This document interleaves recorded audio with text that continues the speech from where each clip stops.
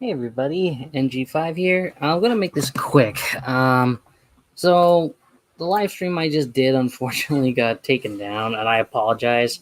I think it's because I used clips from a couple of different YouTube channels, but didn't give credit to them or something. So I feel kind of silly in doing that. So I'm gonna avoid that. Just gonna talk about the movies I was talking about. So it's The Thing, 1982 versus 2011. Again, I'm not going to show clips. I don't want to get a strike or anything. I got a warning, but that's it. They just basically said, don't let it happen again. I won't let it happen again. So I'll just talk about it. So, plot synopses for both 1982 and 2011. Some weird alien life form has crash landed in the Antarctic, the South Pole, essentially. And it starts with the 2011 version. It's all about the Norwegians finding this alien encased in ice, but it gets it thaws out, it escapes, and and then it goes and wreaks havoc. The 1982 version focuses on the Americans, and we all know what happens when something evil tries to attack the Americans. You know how that's going to go. I'm going to bring in a friend here. He was in the previous live stream, but let's give it a second shot. Huh? All right, here he goes. Hello, Jimson. Nice new profile pic. Thank you. This is actually requested from Anthony, aka Berkshire 1225. Oh, So nice. writing It of looks him. good. Yeah, I told him the specific details, kind of like a jack-o'-lantern with a fractured right eye, and he actually did a good job with this. Go check out his No channel. kidding. So anyway, people, like I mentioned a little bit ago, the last live stream was removed because reasons. But it was only a warning, and I basically said I'm not going to let that happen again. I guess what that just basically means is just give credit to the person who made it. So I will do that in the future if it pops up. But anywho, Yeah, YouTube's pretty touchy with copyright policy. yeah. But the good thing is because I marked my stuff as not for kids. Copa's not going to come after me. Why didn't you do that the first time? No, I did. My stuff's all not made for kids. Because of the topics. Because of this. My channel's for general audience. Anyway.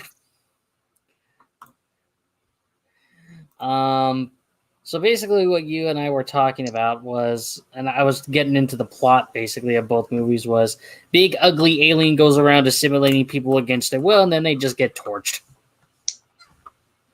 Yeah. I mean, it's obvious. We just did the stream. Yeah, but I'm not going to show the clips. But for those the all two of you that are watching, go check it out. It's a good movie. So the 1982 version I mentioned in the previous live stream, which has since been yeetist deletist. I said the 1982 version had a lot of practicality going for it. There's like a whole wiki dedicated to the thing, and they actually show like concept art and animatronics of how the things were supposed to move around.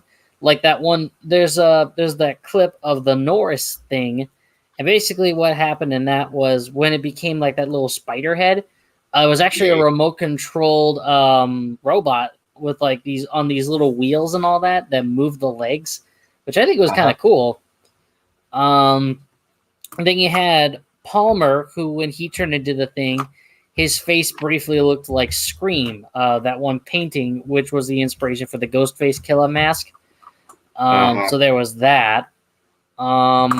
And then you had the ending where Blair shows up and he's assimilated with a dogo, and then Kurt Russell's character blows the living crap out of him with a stick of dynamite. Cue the TF2 Demo Man references.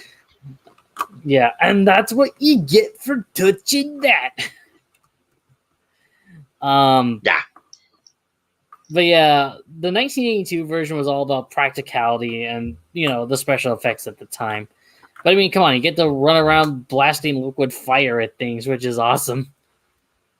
And then the 2011 version, the CGI was hit and miss.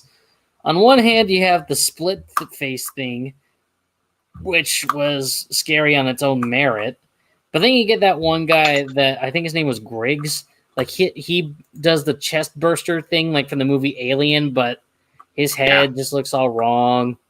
He just looks stupid. The teeth, I will but say. You said, James, it actually reminds me of some sort of Fallout stuff. Or like that one those Dead Space video games. Yeah. So there's the 2011 version probably had a little bit more reference to horror games and all that. I'm not sure. Hang on, I'm looking in comments. Tails VM F28. What is your question? What is your question? Ask the question. 12 hours later. Anyway, so this live stream is going to be a little bit quicker than the last one because I was like, let's see. Would you like to voice in my? Well, I don't know. Let me think on that. Anyway. Let's see.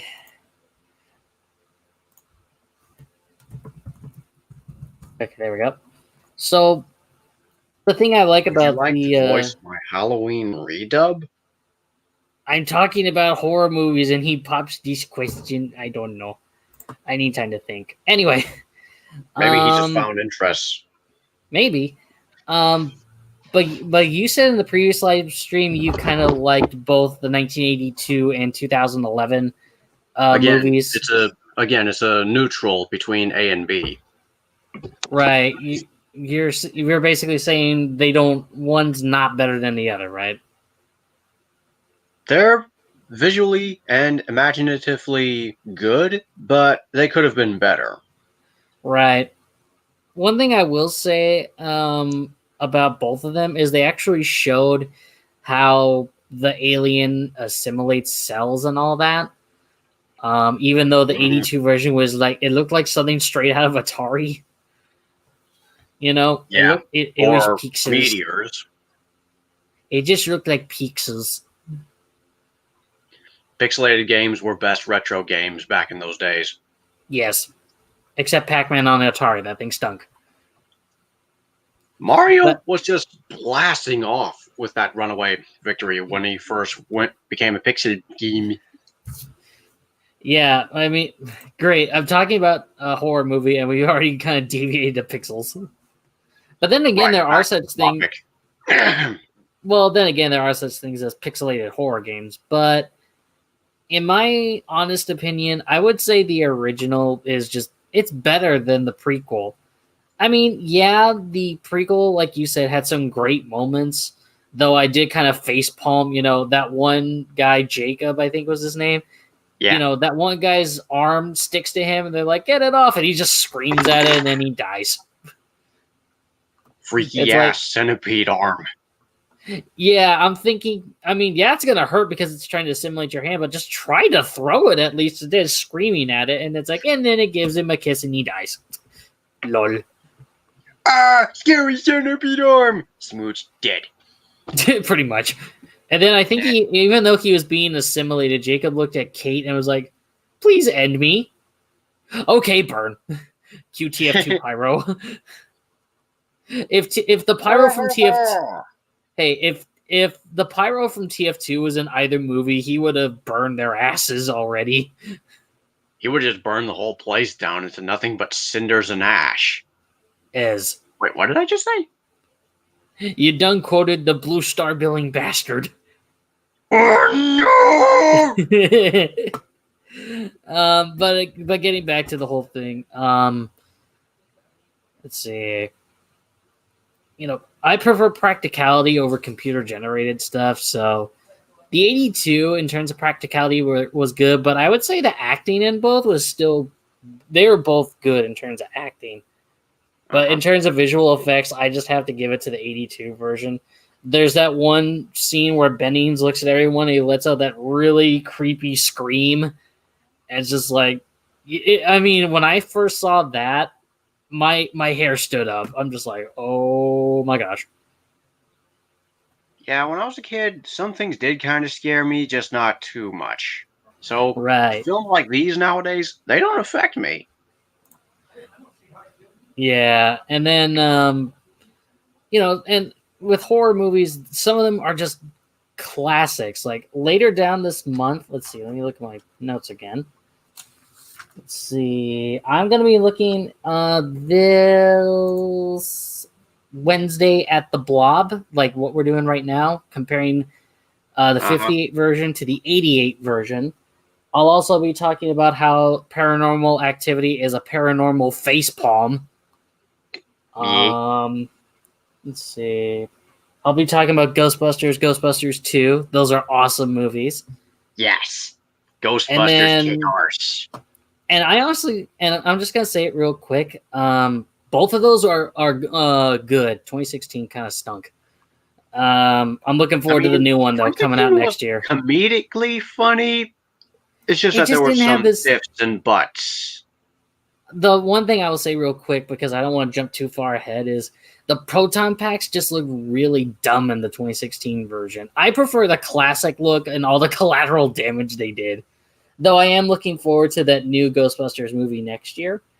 Let's see what else am I going to look at. I'm going to be looking at Apollo 18. Apollo 18 is a found footage movie, and that one's actually pretty good. I'll also be looking at Dead Alive, a.k.a. Brain Dead. Those that live, I think, in Australia and New Zealand will know what I'm talking about. That one... I thought that was a Tommy Henry movie. That was actually by Peter Jackson or Percy Jackson. I can't remember his name, but he did that movie. It's the same guy who did King Kong. You know, the multiple remakes later guy. Let's see. Another one I'm going to be looking at. Oh, yeah. The week before I start in on the Halloween ones, I'm just going to go out and go on a rant of why modern horror movies absolutely stink. Because classic horror movies are good. Modern ones is just like, eh. Well, it was a phenomenon, and I saw it. It was intense. Right. And then for the last week, I'm going to be looking at the original 6 Halloween movies from worst to first. And it'll also include the 2018 reboot. And I'm going to say it right now, Halloween 4 is the worst. Uh-huh. So, yeah, I don't know if you've seen any of those movies, but... I did see one version, I just didn't know which one it was. Whether it's the new one or it's...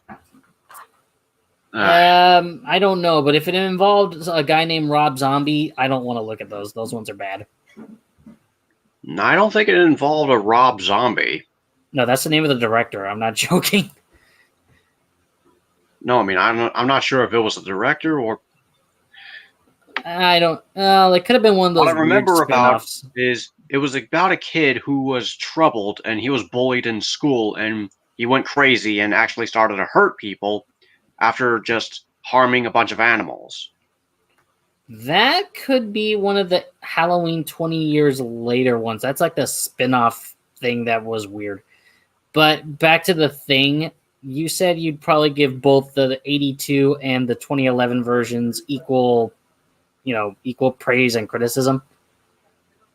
Yes, for the creative visuals and storytelling that they actually used both for, to actually get the story along instead of just, stretching the scene out longer than it should have. Right, but and you can't deny that in the 2011 version there were a couple more bruh moments. Yeah, I mean, come on. They could have had the actors not stand there being brain dead until eventually the thing comes after them and just... Yeah, like that the Juliet thing, that one guy, Carl, is like, Kate runs down the hallway like, get out of the way. He's like, what? And then dead. Yes. They just stand there. That is a cliche that I'll talk about on the 23rd of October. Is the next victim just stands there emotionless. Let's see. Again, I don't want to get too ahead, but that is a bro moment. Let's see. It's I a will be talking mega about bra that. moment. Okay, I'm gonna bring that up on October 23rd, which is going to be on 2 weeks from this Friday. So I'll be talking about all the bra moments and why they stink. But yeah, for those that are watching right now, the reason why I'm doing this quick live stream was because I got a warning from the YouTubes saying that I think it was the clips I was using. I guess I did something you know, Illegal. this is illegal, you know. But they just gave me a warning, just saying, just remember. I guess it's basically just remember to give credit to the clip peoples. That's basically it. So this live stream probably it's probably good to go. One quick thing that I'm gonna end with, and it's a little random, but something I'm really happy about. 10 years ago today, I achieved the rank of Eagle Scout. I am not lying. October 4th, 2010, I became an Eagle Scout in the Boy Scouts of America, and I'm very happy to be amongst people like, Steven Spielberg, Neil Armstrong, Jim Lovell, Gerald Ford. I am very happy. And maybe a bit prideful, but I don't care. Okay, Boy Scout. Hey, it's a good... Hey, I learned good stuff in that Boy Scout stuff. All right. I was just saying, I'm not shaming you. I know you're not. 2 seconds later, why are you shaming me? Cringy ass but comments. Why you mean to me? I don't care. Happy Wheel reference. To Luigi? No, Luigi, this flipping review sucks. None. Anyway, so I guess bottom line for the thing, I know we got a little off topic there, is from me, I would give the original thing an A and the prequel a B. Because there were too many bra moments in the prequel, but again, like James here said, it was good. I liked the storytelling. It wasn't drawn out like in other horror movies, which is another thing I'll talk about that day. Good, but not great. Exactly. But the original was awesome because the 80s, they were the decade of awesome special effects. Yeah. Sure. This time I'll hopefully hit the right button because I left the stream and you were just there by your lonesome in the last one, I think. Yeah, I kind of exited out after a couple of seconds. Let's just hope this time, YouTube doesn't be like, call the police, I know. Okay, so tomorrow I'll be talking about the Haunted Mansion video game. And, yeah. See you guys tomorrow. Bye.